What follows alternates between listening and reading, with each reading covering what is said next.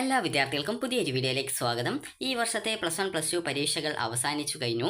ഇനി വിദ്യാർത്ഥികൾ നിങ്ങളുടെ റിസൾട്ടിനായിട്ടുള്ള കാത്തിരിപ്പിലായിരിക്കും. അപ്പോൾ വിദ്യാർത്ഥികളുടെ ഈ ഒരു റിസൾട്ട് പ്രഖ്യാപിക്കുന്നത് വാല്യുവേഷന് ശേഷം അതുപോലെ തന്നെ ടാബുലേഷന് ശേഷവും ആണ്. നിങ്ങളുടെ റിസൾട്ടിൻ്റെ കാര്യങ്ങളൊക്കെ, അതായത് എല്ലാ കാര്യങ്ങളും പ്രോസസ്സും കംപ്ലീറ്റ് ചെയ്ത ശേഷമാണ് നിങ്ങളുടെ ഈ ഒരു +1 +2 പരീക്ഷാ ഫലങ്ങൾ പ്രസിദ്ധീകരിക്കുന്നത്. വാല്യുവേഷൻ എന്ന് പറഞ്ഞാൽ വിദ്യാർത്ഥികൾക്ക് എത്ര മാർക്ക് കിട്ടും എന്നുള്ളത് അധ്യാപകർ നിങ്ങളുടെ ആൻസർ ഷീറ്റ് പരിശോധിക്കുന്നതിനെയാണ് വാല്യുവേഷൻ എന്നതുകൊണ്ട് ഉദ്ദേശിക്കുന്നത്. അതുവഴി നിങ്ങൾക്ക് എത്ര മാർക്കാണ് ലഭിക്കുക എന്നുള്ള കാര്യം അറിയാൻ പറ്റും. അതുപോലെ തന്നെ പിന്നീടുള്ളത് ടാബുലേഷനാണ്. ടാബുലേഷൻ എന്ന് പറഞ്ഞാൽ നിങ്ങൾക്കുള്ള ഈ ഒരു വാല്യുവേഷൻ ചെയ്തതിൻ്റെ മാർക്ക്, അതുപോലെ തന്നെ CE മാർക്ക്, ഗ്രേസ് മാർക്ക് ഉണ്ടെങ്കിൽ ആ ഒരു ഗ്രേസ് മാർക്ക് എന്നിങ്ങനെ വിവിധ കാര്യങ്ങളൊക്കെ ആഡ് ചെയ്തുകൊണ്ട് നിങ്ങൾക്ക് ആ ഒരു റിസൾട്ട് പ്രഖ്യാപിക്കുന്ന സമയത്ത് നിങ്ങൾക്ക് അത് കൃത്യമായിട്ട് റിസൾട്ടിൻ്റെ ഫോമാറ്റിലും കാര്യങ്ങളൊക്കെ ആക്കുന്ന ആ ഒരു പ്രോസസ്സിനെയാണ് ടാബുലേഷൻ വർക്ക് എന്ന് പറയുന്നത്. അപ്പോൾ ഈ ഒരു ടാബുലേഷൻ സമയത്താണ് നിങ്ങൾക്ക് ഏതെങ്കിലും സബ്ജക്റ്റ് തോൽക്കാൻ സാധ്യതയുണ്ടെങ്കിൽ അതിനനുസരിച്ച് ആ ഒരു മാർക്ക്, ഗ്രേസ് മാർക്ക് ഉണ്ടെങ്കിൽ അത് ആഡ് ചെയ്ത് നൽകുകയൊക്കെ ചെയ്യുന്നത്. അപ്പോൾ ഈ ഒരു ടാബുലേഷന് ശേഷം മാത്രമാണ് നിങ്ങളുടെ ഈ ഒരു +1 +2 പരീക്ഷാ ഫലങ്ങൾ പ്രസിദ്ധീകരിക്കുക.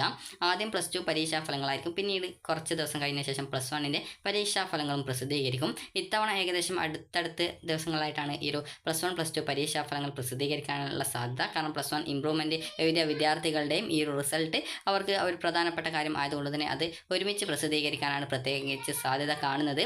അപ്പോൾ വിദ്യാർത്ഥികൾക്ക് ഈ ഒരു വാല്യുവേഷൻ്റെ മുന്നോടിയായിട്ട് ഈ ഒരു ഒഫീഷ്യൽ ആൻസർ കീ വെബ്സൈറ്റിൽ പ്രസിദ്ധീകരിച്ചിട്ടുണ്ട്. അപ്പോൾ വിദ്യാർത്ഥികൾക്ക് ഈ ഒരു ഒഫീഷ്യൽ ആൻസർ കീ നിങ്ങൾക്ക് എങ്ങനെ ഡൗൺലോഡ് ചെയ്തെടുക്കാം എന്നുള്ളത് ഈ ഒരു വീഡിയോ വഴി മനസ്സിലാക്കാവുന്നതാണ്. അതിനായിട്ട് വിദ്യാർത്ഥികൾ ഡയറക്ടറേറ്റ് ഓഫ് ജനറൽ എഡ്യൂക്കേഷൻ്റെ, അതായത് ഗവൺമെൻറ് ഓഫ് കേരളയുടെ ഒഫീഷ്യൽ വെബ്സൈറ്റ് ഓപ്പൺ ചെയ്യുക. അതിനായിട്ട് വിദ്യാർത്ഥികൾ ചെയ്യേണ്ടത് ഇവിടെ dhsckerala.gov.in എന്നുള്ള വെബ്സൈറ്റ് ഓപ്പൺ ചെയ്യുക. ഓപ്പൺ ചെയ്യുമ്പോൾ നിങ്ങൾക്ക് ഇതുപോലെ ഈ ഒരു പേജിലേക്കാണ് ലോഡായിട്ട് വരിക. അപ്പോൾ ഈ ഒരു പേജിൽ നിങ്ങൾക്ക് താഴോട്ടേക്ക് സ്ക്രോൾ ചെയ്യുമ്പോൾ എക്സാമിനേഷൻസ് എന്ന് പറഞ്ഞുകൊണ്ട് കാണാൻ പറ്റും. അവിടെ finalised scheme and question paper of first year and second year എന്ന് പറഞ്ഞുകൊണ്ടുള്ള ആദ്യത്തെ ഈ ഒരു ലിങ്ക് കാണാം. അപ്പോൾ അതിൽ നിങ്ങളൊന്ന് ക്ലിക്ക് ചെയ്യുക. ക്ലിക്ക് ചെയ്യുന്ന സമയത്ത് നിങ്ങളുടെ ഫോണിലേക്ക് ഒരു PDF നിങ്ങൾക്ക് ഡൗൺലോഡ് ചെയ്ത് എടുക്കാൻ സാധിക്കുന്നതാണ്. അപ്പോൾ ഈ ഒരു PDF വഴിയാണ് നിങ്ങൾക്ക് ഈ ഒരു ഡ്രൈവിലേക്ക് നിങ്ങൾക്ക് പോകാനായിട്ട് സാധിക്കുക. അപ്പോൾ ഓൾറെഡി ഞാനിവിടെ PDF ഡൗൺലോഡ് ചെയ്ത് വെച്ചത് കൊണ്ടാണ് അത് ഓട്ടോമാറ്റിക്കലി അവിടെ ലോഡായിട്ട് വരുന്നത്. അപ്പോൾ ഇവിടെ നിങ്ങൾക്ക് കാണാൻ സാധിക്കുന്നതാണ് first year and second year higher secondary examination March 2025 എന്ന് പറഞ്ഞുകൊണ്ട് കാണാൻ പറ്റും. ഇവിടെ നിങ്ങൾക്ക് കാണാം കുറേ ഡൗൺലോഡ് ഓപ്ഷൻ ഉണ്ട്. അതിന് നേരായിട്ട് തന്നെ ഫസ്റ്റ് ഇയർ ക്വസ്റ്റ്യൻ പേപ്പേഴ്സ്, അതുപോലെ first year finalised scheme, second year question papers, second year finalised scheme എന്ന് പറഞ്ഞുകൊണ്ട് കാണാൻ സാധിക്കുന്നതാണ്. അപ്പോൾ നിങ്ങൾ ഇതിൽ നിന്നും നിങ്ങൾക്ക് ഈ ഒരു ആൻസർ കീ ഡൗൺലോഡ് ചെയ്തെടുക്കണമെന്നുണ്ടെങ്കിൽ നിങ്ങൾ ചെയ്യേണ്ട കാര്യം എന്ന് പറയുന്നത് ഫസ്റ്റ് ഇയറിൻ്റേതാണെങ്കിൽ ഫസ്റ്റ് ഇയർ ഫൈനലൈസ്ഡ് സ്കീം എന്നുള്ളത്, അതുപോലെ സെക്കൻഡ് ഇയർ ആണെങ്കിൽ സെക്കൻഡ് ഇയർ ഫൈനലൈസ്ഡ് സ്കീം എന്ന് പറഞ്ഞുകൊണ്ട് കാണാൻ പറ്റും. അവിടെ നിങ്ങൾക്ക് ഡൗൺലോഡ് എന്നുള്ള ഒരു ഓപ്ഷൻ ഉണ്ട്. അപ്പോൾ അതിലൊന്ന് തൊടുന്ന സമയത്ത് നിങ്ങളോട് നിങ്ങളുടെ ഫോണിൽ ലോഗിൻ ചെയ്ത ഈ ഒരു ഇമെയിൽ അക്കൗണ്ട് ഏതാണ്, ഒന്നിലധികം ഉണ്ടെങ്കിൽ സെലക്ട് ചെയ്യാൻ പറയും.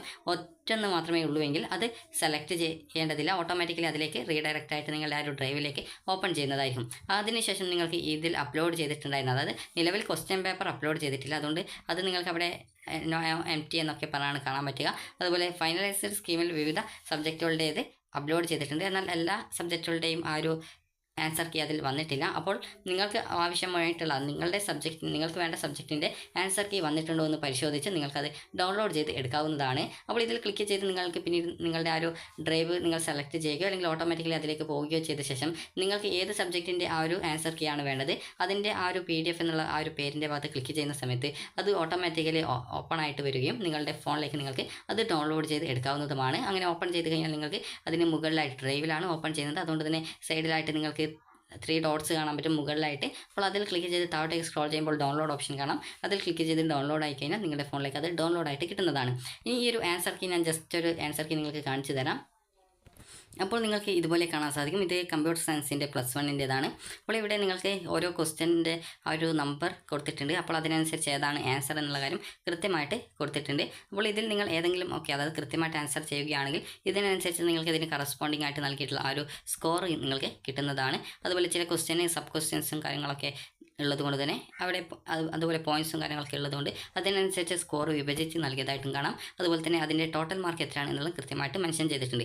അപ്പോൾ ഈ ഒരു രീതിയിൽ നിങ്ങൾക്ക്, അതായത് നിങ്ങൾ എഴുതിയിട്ടുള്ള ആൻസറിന് നിങ്ങൾക്ക് ഈ ഒരു മാർക്ക് കിട്ടുമോ എന്നുള്ള കാര്യം നിങ്ങൾക്ക് സിമ്പിളായിട്ട് തന്നെ മനസ്സിലാക്കാൻ സാധിക്കുന്നതാണ്. അതുപോലെ തന്നെ എക്സാമിനേഷൻ്റെ ഡ്യൂറേഷനും കാര്യങ്ങളൊക്കെ പ്രത്യേകം സൂചിപ്പിച്ചിട്ടുണ്ട്. ഇനി നമുക്ക് ഈ ഒരു പരീക്ഷയിൽ നിങ്ങൾക്ക് എന്താണ് ഈ ഒരു ആൻസർ കീ എന്നുള്ള കാര്യം പറയാം.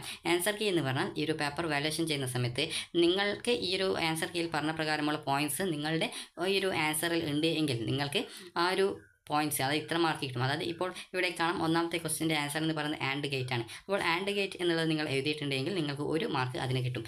അതുപോലെ തന്നെ രണ്ടാമത്തെ സോഴ്സ് കോഡ് എന്നുള്ളതാണ് ആൻസർ കീ എന്ന് പറയുന്നത്. അപ്പോൾ അതിൽ നിങ്ങൾക്ക് നിങ്ങൾ എന്തെങ്കിലും ചിലപ്പോൾ നിങ്ങൾ കുറച്ച് ഒരു സെൻറ്റൻസ് ഒക്കെ ആയിട്ടാണ് എഴുതിയത്, അതിൽ സോഴ്സ് കോഡ് എന്നുള്ള ഡീറ്റെയിൽസ് ഉണ്ടെങ്കിൽ നിങ്ങൾക്ക് 1 മാർക്ക് കിട്ടും. ഈ ഒരു രീതിയിൽ നിങ്ങൾ എഴുതിയിട്ടുള്ള ആ ഒരു കാര്യത്തിൽ ഈ ഒരു പറഞ്ഞിട്ടുള്ള പോയിന്റ്സ് എന്തെങ്കിലും ഉണ്ടെങ്കിൽ നിങ്ങൾക്ക് അതിനനുസരിച്ച് മാർക്ക് കിട്ടുകയാണ് ചെയ്യുക. അപ്പോൾ ഈ ഒരു രീതിയിൽ നിങ്ങൾക്ക് എത്ര മാർക്ക് ഓരോ ക്വസ്റ്റ്യനും കിട്ടും എന്നുള്ള കാര്യം നിങ്ങൾക്ക് സിമ്പിളായിട്ട് തന്നെ മനസ്സിലാക്കാൻ സാധിക്കുന്നതാണ്. അപ്പോൾ ഈ ഒരു ആൻസർ കീ വെച്ചിട്ടാണ് നിങ്ങളുടെ പേപ്പർ വാല്യുവേഷൻ ചെയ്യുക. അപ്പോൾ ഇതിലുള്ള പോയിന്റ്സ് നിങ്ങളുടെ ആൻസർ ഷീറ്റിൽ ഉണ്ടെങ്കിൽ നിങ്ങൾക്ക് അതിനനുസരിച്ച് മാർക്ക് കിട്ടുന്നത് ആയിരിക്കും. അപ്പോൾ സിമ്പിളായിട്ട് നിങ്ങൾക്ക് എത്ര മാർക്ക് കിട്ടുമെന്നുള്ള കാര്യം നിങ്ങൾക്ക് മനസ്സിലാക്കാനായിട്ട് ഈ ഒരു ആൻസർ കീ നിങ്ങൾക്ക് ഉപയോഗപ്പെടുത്താവുന്നതാണ്. അപ്പോൾ വിദ്യാർത്ഥികൾക്ക് ഈ ഒരു വീഡിയോ ഉപകാരപ്രദമായിട്ടുണ്ടെന്ന് കരുതുന്നു. ഉപകാരപ്രദമായിട്ടുണ്ടെങ്കിൽ ലൈക്ക് ചെയ്യുക, ഷെയർ ചെയ്യുക. Thank you for watching.